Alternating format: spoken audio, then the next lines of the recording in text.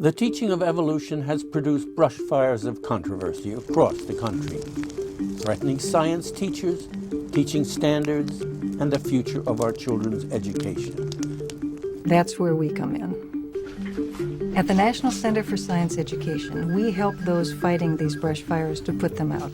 We're sort of the people who hand out the fire extinguishers. In Dover, for example, we helped to prove that the so-called new science of intelligent design was really creationism. The Dover, Pennsylvania School Board was trying to push an intelligent design textbook into the science classrooms. We knew that the book of Pandas and People was simply creationism in disguise, but the question was, how could we prove it? Proof came by comparing two drafts of the very same book. One version said creation means that various forms of life began abruptly through the agency of an intelligent creator, with their distinctive features already intact: fish with fins and scales, birds with feathers, beaks and wings, etc.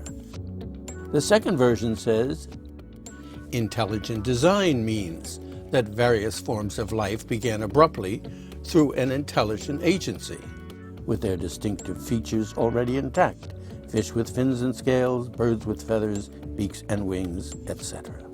Same definition in both, but they replaced the creationist language with intelligent design. The Supreme Court had declared in that same year that teaching creationism in the public schools was unconstitutional.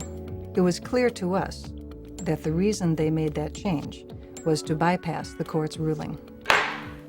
The judge was convinced intelligent design is just creationism in disguise and has no place in science classrooms. In Kansas, NCSE would face a different problem. There, the school board voted to delete evolution from the curriculum. We helped the local citizens in Kansas in a number of ways. We helped them with wording for some of the statements that they wanted to make. We helped them with websites. We helped put them in touch with allies within the state as well as outside of the state. We helped them in every way we could think of so that they would be more likely to have a positive outcome.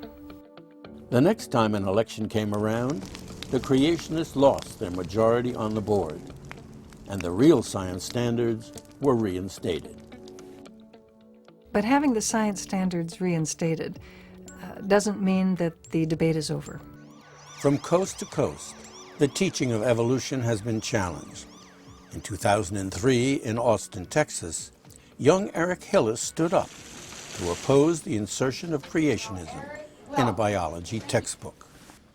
My name is Eric Hillis, and I'm a sophomore at the LBJ High School Science Academy. I just felt like I had a stake in this.